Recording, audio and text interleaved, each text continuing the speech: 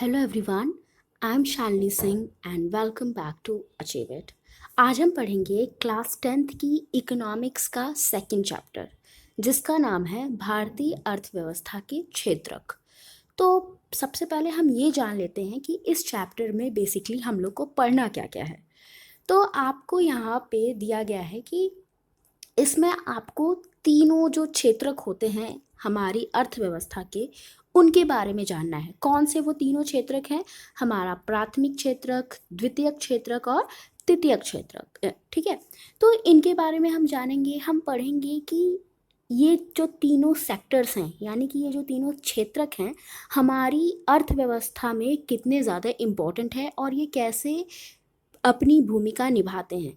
इन तीनों में कौन कौन से लोग काम करते हैं और ये तीनों आपस में कैसे एक दूसरे से जुड़े हुए हैं। ठीक है, क्योंकि ये तीनों एक दूसरे को क्या करते हैं, सहयोग देते हैं। उसके बाद हम बात करेंगे संगठित और असंगठित क्षेत्रकों की, कि संगठित क्षेत्र क्या होता है, असंगठित क्षेत्र क्या होता है। उसके बाद हम बात करेंगे सार्वजनिक और निजी क्षेत्र की, कि ये क्या होते हैं। तो बेसिकली आपको इस पूरे चैप्टर में क्षेत्रकों के बारे में पढ़ना है और इन क्षेत्रकों का हमारी इकोनॉमी में क्या रोल होता है उसके बारे में पढ़ना है। ठीक है, तो स्टार्ट करते हैं हमारा चैप्टर। तो चैप्टर की स्टार्टिंग में यहाँ पे आप देखोगे कि कुछ लोग कुछ काम कर रहे हैं। तो ये जो सारे काम किए जा रहे हैं, ये किन किन क्षेत्रक में आते हैं, इनको समझने के लिए, इनको जानने के लिए हमें पहले प्राथमिक, द्वितीयक और तृतीयक क्षेत्रक के बारे में जानना होगा, कि क्या होता है हमारा प्राथमिक क्षेत्रक, क्या होता है द्वितीयक क्षेत्रक और क्या होता है तृतीयक क्षेत्रक। ठीक है, तो सबसे पहले बात करते हैं प्राथमिक क्षेत्रक की। ये क्या होता है? ये बेसिकली इसको हम कृषि प्रधान क्षेत्रक भी बोलते हैं, क्योंकि इसमें जो भी एक्टिविटीज़ की जाती हैं वो एग्रीकल्चर से रिलेटेड होती हैं, वो कृषि से रिलेटेड होती हैं। ठीक है, अभी यहाँ पे देखो, आपको दिख जाएगा, यहाँ पे देखो आपको प्राथमिक क्षेत्रक बताया गया है, जिसमें क्या है, जिसमें हमारे कुछ एग्रीकल्चर प्रोडक्ट्स हैं। फिर यहाँ पे हमारा डेयरी प्रोडक्ट की बात की गई है, कोल की बात की गई है, फिर यहाँ पे पेड़ हैं। और फिर ये जो हमारा प्राथमिक क्षेत्रक होता है, इसी से जो प्रोडक्ट्स हमें मिलते हैं, इसी से जो सामान हमें मिलता है, उसको हम यूज़ करते हैं द्वितीयक क्षेत्रक में। द्वितीयक क्षेत्रक को औद्योगिक क्षेत्रक भी कहते हैं। अब जैसे कपड़ा बनाना है आपको, तो कपड़ा बनाने के लिए आपको रेशे की ज़रूरत होगी, आपको कपास की ज़रूरत होगी, कॉटन की ज़रूरत होगी। और वो कॉटन आपको कहाँ से मिलेगा? आपको वो कॉटन प्राथमिक क्षेत्रक से मिलेगा, कृषि के थ्रू मिलेगा। ठीक है, उसके बाद मान लो आपको खाना बनाना है, तो खाना बनाने के लिए जो आपका फूड बनेगा, भोजन बनेगा, आपको उसके लिए रॉ मटेरियल तो चाहिए। आपको खाना बनाने के लिए कच्चा माल तो चाहिए ना। तो जो कच्चा माल है आपको कहाँ से मिलेगा? वो भी आपको एग्रीकल्चर यानी कि कृषि के थ्रू ही मिलेगा। उसके बाद है, आपको जो भी, ये मान लो यहाँ पे कुर्सी रखी हुई है, कुर्सी आप किस चीज़ से बनाओगे? पेड़ से बनाओगे। और पेड़ क्या है? प्राथमिक सेक्टर का मटेरियल है। तो यहाँ पे जो द्वितीयक क्षेत्रक में जितनी भी चीज़ें होती हैं, उनको बनाने के लिए हमें प्राथमिक क्षेत्रक की ज़रूरत पड़ती है। उसके बाद होता है तृतीयक क्षेत्रक। तृतीयक क्षेत्रक में देखो, सेवाओं की बात की जाती है। इससे क्या होता है, ये जो तृतीयक क्षेत्रक होता है, ये प्राथमिक क्षेत्रक और द्वितीयक क्षेत्रक दोनों की क्या करता है? हेल्प करता है, दोनों को एक दूसरे से जोड़ता है। मान लो कृषि के थ्रू किसान ने क्या कर दिया, कुछ अनाज उगा दिए। अब वो अनाज को औद्योगिक क्षेत्रक में कैसे पहुंचाया जाएगा, इंडस्ट्री में कैसे पहुंचाया जाएगा? किसान अपने सर पे उठा के तो वो सारा अनाज लेके जाएगा नहीं इंडस्ट्री में। तो उस समय उसको किसकी ज़रूरत पड़ेगी? तृतीयक क्षेत्रक की ज़रूरत पड़ेगी। उसको गाड़ी की ज़रूरत पड़ेगी, उसको लोगों की ज़रूरत पड़ेगी, जो उस सामान को, उसके सामान को, उसके प्रोडक्ट को द्वितीयक क्षेत्रक में पहुंचा पाए। ठीक है, और फिर द्वितीय क्षेत्रक में कोई चीज़ बन गई तो उसको जनता तक कैसे पहुंचाया जाएगा, लोगों तक कैसे पहुंचाया जाएगा? क्या इंडस्ट्री में जो लेबर काम कर रहे हैं वही उन चीज़ों को दुकान तक पहुंचा रहे हैं, वही उन चीज़ों को लोगों तक पहुंचा रहे हैं? नहीं ना। उन चीज़ों को लोगों तक पहुंचाने के लिए भी हमें ट्रांसपोर्ट की ज़रूरत होगी, हमें लोगों की ज़रूरत होगी, हमें सेवाओं की ज़रूरत होगी। तो ये सारी सेवाएं तृतीयक क्षेत्रक में आ जाती हैं। ठीक है, तो जो हमारा ये तृतीयक क्षेत्रक होता है, ये प्राथमिक क्षेत्रक और द्वितीयक क्षेत्रक की मदद करता है। ठीक है, तो अब हम इन तीनों क्षेत्रकों को अच्छे से डिस्कस करेंगे। देखो, अगर हम बात करें प्राथमिक क्षेत्र की, तो इसमें जो भी उत्पादन होता है, जो भी गतिविधियां होती हैं, वो प्राकृतिक संसाधनों के प्रत्यक्ष प्रयोग पर निर्भर करती हैं। ठीक है, अब ये तो नहीं कह सकते हम कि हम पूरी तरह से प्राकृतिक संसाधनों पर ही निर्भर रहेंगे प्राथमिक क्षेत्र में, लेकिन मुख्यतः ज़्यादातर हम प्राकृतिक संसाधनों पर ही निर्भर रहते हैं अगर हम प्राथमिक क्षेत्र की बात कर रहे हैं तो। जैसे मान लो हमने कपास की खेती की, हमने कॉटन की खेती की, तो अब ऐसा तो नहीं ना कि सिर्फ हम प्राकृतिक संसाधनों पे ही निर्भर रहेंगे। हो सकता है हमें कुछ फर्टिलाइजर्स का यूज़ करना पड़ा, कुछ कीटनाशकों का यूज़ करना पड़ा अपनी फसल को अच्छा करने के लिए। तो ये जो हमारे कीटनाशक हैं, ये तो प्राकृतिक नहीं है ना, इसमें हम केमिकल्स का यूज़ कर रहे हैं, तो वो तो प्राकृतिक नहीं है। तो पूर्णतया हम प्रकृति पे निर्भर नहीं होते, लेकिन मुख्यतः ज़्यादातर हम प्रकृति पे ही निर्भर होते हैं। जैसे हम बारिश पे डिपेंड होते हैं, सूर्य का प्रकाश पे डिपेंड होते हैं, और जलवायु पे निर्भर रहते हैं। ठीक है, तो कपास की खेती यानी कि जो भी ऐसी प्रोडक्ट्स होते हैं जो कि हमें एग्रीकल्चर के थ्रू मिलते हैं, जैसे किसी भी फसल की अगर खेती की जा रही है, तो वो मुख्यतः किस पे निर्भर करती है, वो मुख्यतः प्राकृतिक कारकों पे ही निर्भर करती है। उसी तरह डेयरी प्रोडक्ट की अगर हम बात करते हैं, तो हम पशुओं को चारा खिलाते हैं, फिर पशु हमें दूध देते हैं। तो ये सब भी क्या है, ये सब भी प्राकृतिक क्रियाओं के फलस्वरूप ही होता है। उसके बाद अगर हम बात करें खनिज और अयस्क की, तो ये भी क्या है, प्राकृतिक उत्पाद हैं, क्योंकि हमें ये प्रकृति से ही मिलते हैं। हम इनको प्रकृति से जैसे का तैसा उठा लेते हैं। जब आप खुदाई करके कोयला निकालते हो, तो कोयले के रूप को आप परिवर्तित नहीं करते, आप वैसे का वैसे उसको निकाल लेते हो, वैसे का वैसे आप उसको द्वितीयक क्षेत्रक में भेज देते हो। तो कोयला उत्पादन, खनिज उत्पादन और जो भी अयस्क उत्पादन है, ये सब भी प्राकृतिक उत्पाद में ही आता है। ठीक है, तो जो हमारी प्राथमिक क्षेत्र की गतिविधियां हैं, उसमें ये सारी गतिविधियां आती हैं जो कि प्राकृतिक संसाधनों पर निर्भर करती हैं। अब हम इन्हें प्राथमिक क्षेत्रक ही क्यों कहते हैं, क्या रीज़न है कि इन्हें हम प्राथमिक क्षेत्रक कहते हैं? देखो, किसी भी अर्थव्यवस्था के लिए जो हमारी प्राथमिक क्षेत्र की गतिविधियां होती हैं, वो पहला चरण होती है। इन्हीं गतिविधियों की वजह से हमारी द्वितीयक क्षेत्र की गतिविधियां होती हैं और तृतीयक क्षेत्र की गतिविधियां होती हैं। अगर प्राथमिक क्षेत्रक नहीं होगा, तो द्वितीयक और तृतीयक क्षेत्रक भी नहीं हो पाएगा। तो प्राथमिक क्षेत्रक एक बेस प्रदान करता है, एक आधार प्रदान करता है द्वितीयक और तृतीयक क्षेत्रक को, इसीलिए इन्हें हम प्राथमिक क्षेत्रक बोलते हैं। ठीक है, अब बात करते हैं द्वितीयक क्षेत्रक की। देखो, द्वितीयक क्षेत्रक में प्राथमिक क्षेत्रक से प्राप्त हुई वस्तुओं को हम बदल देते हैं। ठीक है, उनके रूप को परिवर्तित कर देते हैं। आपको पता है कि प्राथमिक क्षेत्रक हमारा पहला स्टेप था। उसके बाद दूसरे स्टेप में हम क्या करते हैं, प्राथमिक क्षेत्र की उत्पादों को हम चेंज कर देते हैं, बदल देते हैं। ठीक है, तो यहाँ वस्तुएं सीधे प्रकृति से उत्पादित नहीं होती, बल्कि निर्मित की जाती हैं। तो जो हमारा जो द्वितीयक क्षेत्रक है, इसमें जो भी वस्तुएं होती हैं, ये डायरेक्ट हमें प्रकृति से नहीं मिलती, इनको हम क्या करते हैं, इनको हम निर्मित करते हैं। अब निर्मित करने के लिए हमें कारखानों की ज़रूरत होती है, इंडस्ट्री की ज़रूरत होती है, लेबॉर्ट्री की ज़रूरत होती है।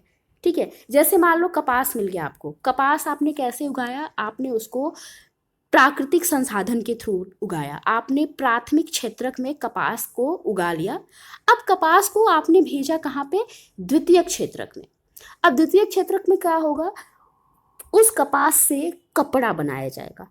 ठीक है, तो वो जो कपड़ा है वो डायरेक्ट हम प्रकृति से तो पा नहीं सकते, प्रकृति से हम नहीं पा सकते, हम प्रकृति से सिर्फ कपास पा सकते हैं। और कपास से एक कपड़ा कैसे बनाना है, ये काम कौन करेगा, ये हमारा द्वितीयक क्षेत्रक करेगा। ठीक है, उसी तरह मान लो आपके पास गन्ना है, ठीक है, शुगर केन है, गन्ना है, तो गन्ना तो आपने प्राथमिक क्षेत्रक से प्राप्त कर लिया, लेकिन क्या आपको चीनी प्राथमिक क्षेत्रक से मिल पाएगी, नहीं मिल पाएगी ना। तो गन्ने से चीनी बनाने के लिए आपको द्वितीयक क्षेत्रक में आना होगा। यहाँ पे गन्ने को भेजा जाएगा और फिर फैक्ट्री में, इंडस्ट्री में गन्ने से चीनी या गुड़ बनाया जाएगा, है ना।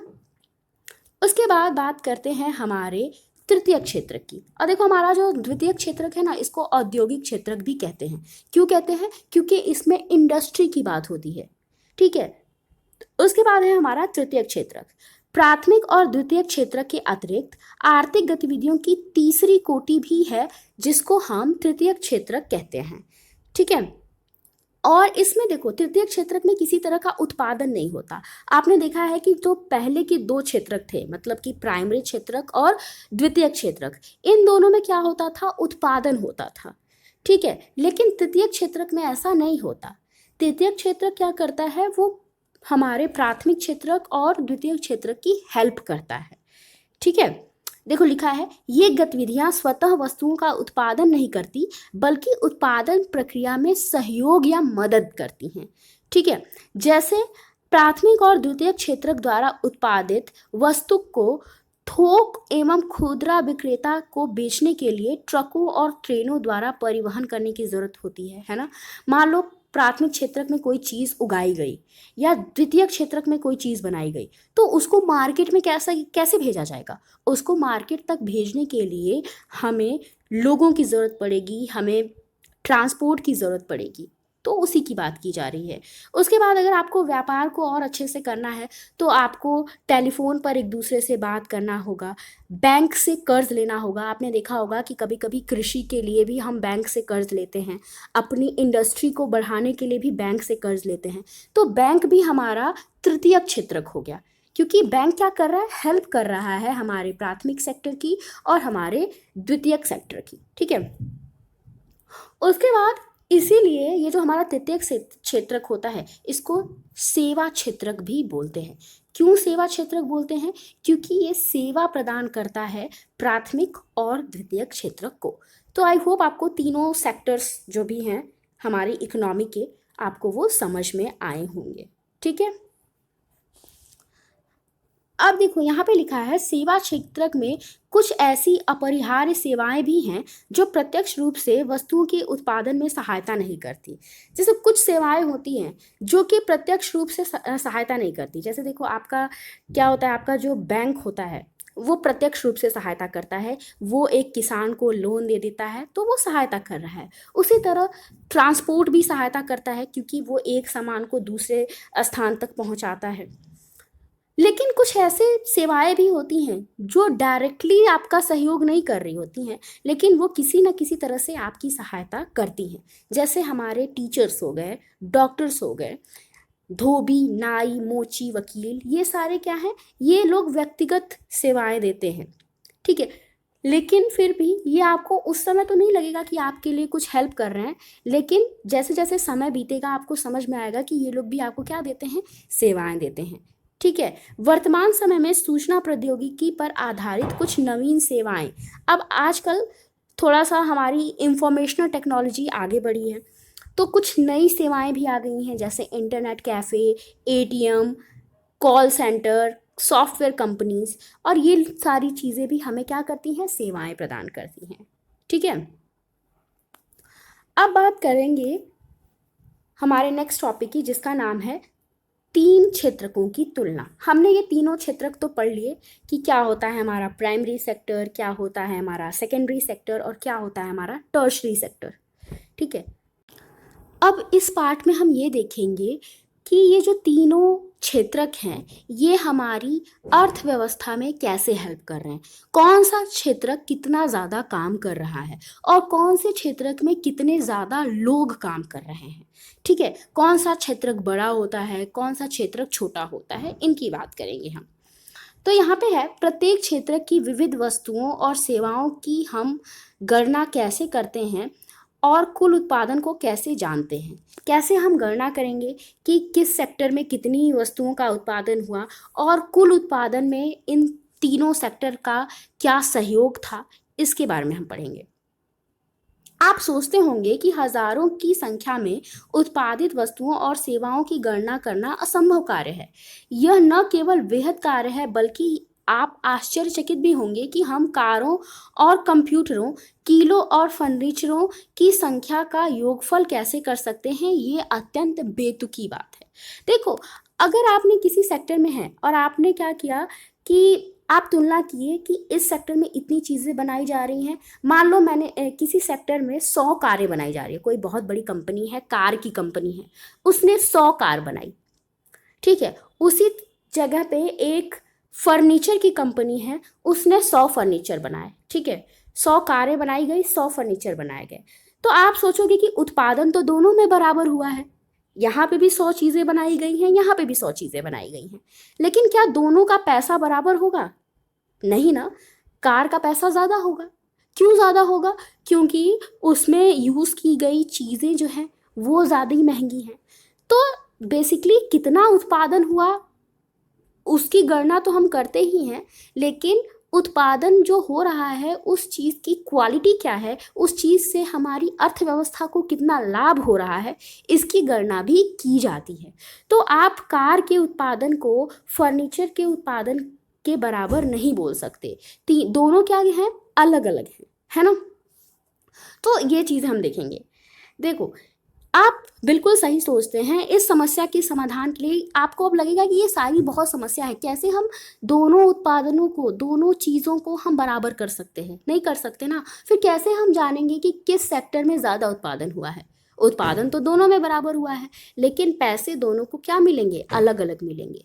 तो इसके लिए अर्थशास्त्रियों ने एक सुझाव दिया कि वस्तुओं और सेवाओं की संख्या के बजाय उनके मूल्य पे ध्यान दिया जाएगा, ठीक है। यहाँ पे देखो लिखा है, अर्थशास्त्रियों का सुझाव है कि वस्तुओं और सेवाओं की वास्तविक संख्या का योग करने के स्थान पर उनके मूल्यों का योग किया जाना चाहिए, ठीक है। तो वस्तुओं की संख्या नहीं देखी जाएगी, उनका मूल्य देखा जाएगा, उनकी क्वालिटी देखी जाएगी। अब यहाँ पे एक चीज़ ध्यान देने की ज़रूरत है कि जब हम वस्तु के मूल्य की गणना करते हैं तो सिर्फ हम फाइनल प्रोडक्ट को देखते हैं, अंतिम वस्तु या सेवा को देखते हैं। उस वस्तु को बनाने में जितनी और वस्तुएं लगी हैं उनके मूल्य की गणना नहीं की जाती। जैसे यहाँ पे एक एग्जाम्पल दिया है कि मान लो एक किसान ने आटा बेचा 8 रुपए का, 8 रुपए की दर से किसी किसान ने आटा बेचा। किसको बेचा? एक आटा मिल को, ठीक है। अब आटा मिल ने 10 रुपए की दर से आटा बना के बिस्किट कंपनी में बेच दिया। फिर बिस्किट कंपनी ने 60 रुपए का बिस्किट बनाया उसी आटे से और उसको मार्केट में बेच दिया। फाइनली उस पूरे प्रोसेस में, बिस्किट बनाने के प्रोसेस में जो जो चीज़ों की ज़रूरत हुई उसमें फाइनली हमें कितना लाभ हुआ? 60 रुपए का लाभ हुआ, ठीक है। यही हुआ ना। अब इसको देखो अच्छे से समझते हैं। जैसे मान लो किसान को कितने रुपए का लाभ हुआ है? किसान ने 8 रुपए का आटा बेचा। किसको? मील को। मील ने 10 रुपए का आटा बेचा। किसको? बिस्किट कंपनी को। बिस्किट कंपनी ने 60 रुपए का बिस्किट मार्केट में बेचा। तो फाइनली जो प्रोडक्ट बना, जो बिस्किट बना, वो कितने रुपए का था? 60 रुपए का था। तो जब भी आप इस पूरे मूल्य की गणना करोगे कि इस प्रोडक्ट में हमें कितना मूल्य का मिला है, तो आप फाइनल प्रोडक्ट की गणना करोगे, आप कहोगे 60 रुपए मिला है। आप ये तीनों को जोड़ के 78 रुपए नहीं बोलोगे, ठीक है। ये चीज़ समझना। क्यों? क्योंकि जब आटा मिल ने गेहूं खरीदा तो उसको किसान को 8 रुपए देने पड़े कि नहीं? तो जो आटा मिल है उसको लाभ कितने रुपए का हुआ? सिर्फ 2 ही रुपए का तो लाभ हुआ ना। उसी तरह जो हमारी बिस्किट कंपनी थी उसने 60 रुपए का बिस्किट तो बनाया, लेकिन उसने अपने 10 रुपए आटा मिल को तो दिए और उसको लाभ कितने का हुआ? 50 रुपए का हुआ। तो टोटल जो सबको लाभ हुआ है वो देखो, किसान को 8 रुपए का लाभ हुआ है, जो हमारी मील है उसको 2 रुपए का लाभ हुआ है, बिस्किट कंपनी को 50 रुपए का लाभ हुआ है। अब जोड़ो इन लाभों को तो आपको 60 रुपए मिलेंगे। कितना रुपए मिलेगा? टोटल 60 रुपीज़ आएगा। तो ये जो 60 रुपीज़ है ये हमारा लाभ है, ठीक है, ना कि 78 रुपीज़। इसीलिए कहा जाता है कि हम फाइनल प्रोडक्ट के मूल्य को देखते हैं, अंतिम वस्तु या सेवा के मूल्य को देखते हैं। उस सेवा को बनाने में, उस वस्तु को बनाने में जितनी और अलग वस्तुएं यूज़ हुई हैं उनके मूल्य की गणना नहीं की जाती, ठीक है। आई होप आपको ये चीज़ समझ आई होगी। तो इसी की बात यहाँ पे की गई है कि केवल अंतिम वस्तु और सेवाओं की ही गणना क्यों की जाती है। तो इसकी बात मैंने अभी बताई कि क्यों गणना की जाती है। तो ऊपर देखो ये जो उदाहरण दिया है इसमें बताया गया है कि दिए गए उदाहरण में अंतिम वस्तु के विपरीत गेहूं और आटा जैसी वस्तुएं भी शामिल थीं। ठीक है, मध्यवर्ती वस्तुएं अंतिम वस्तुओं और सेवाओं के निर्माण में इस्तेमाल की जाती हैं। अंतिम वस्तुओं के मूल्य में मध्यवर्ती वस्तुओं का मूल्य पहले से ही शामिल होता है। इनको फिर से आपको जोड़ने की जरूरत नहीं है। मैंने बताया ना, क्योंकि ये पहले से ही शामिल होता है तो इसको फिर से जोड़ने की जरूरत ही नहीं है। इसीलिए हम सिर्फ अंतिम वस्तुओं के मूल्य को ध्यान में रखते हैं। ठीक है, तो यही चीज यहाँ पे बताई गई है। फिर बात की गई है कि जीडीपी क्या होता है, सकल घरेलू उत्पाद, उसकी बात की गई है कि वो क्या होता है। तो किसी विशेष वर्ष में प्रत्येक क्षेत्रक द्वारा उत्पादित अंतिम वस्तु और सेवाओं का मूल्य उस क्षेत्र में क्षेत्रक के कुल उत्पादन की जानकारी प्रदान करता है। तीनों क्षेत्रक के उत्पादनों के योगफल को देश का सकल घरेलू उत्पाद बोलते हैं। ठीक है, तो जो अंतिम वस्तु या सेवा होती है, जो पूरे साल में देश द्वारा जितनी भी अंतिम वस्तुएं या सेवाएं बनाई जाती है, तो उसका जो मूल्य होता है उसको हम सकल घरेलू उत्पाद कहते हैं। उस उत्पादन को सकल घरेलू उत्पाद कहते हैं। ठीक है, यह किसी देश के भीतर किसी विशेष वर्ष में उत्पादित सभी अंतिम वस्तु और सेवाओं का मूल्य है।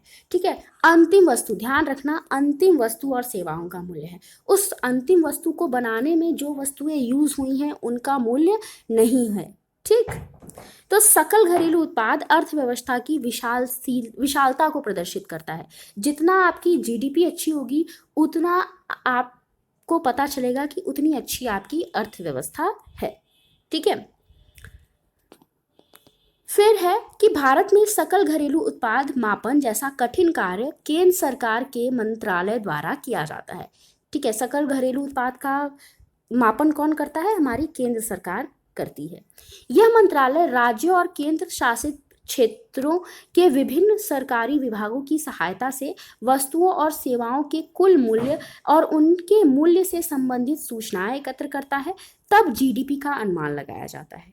ठीक है, ये जो हमारा मंत्रालय है ये क्या करता है?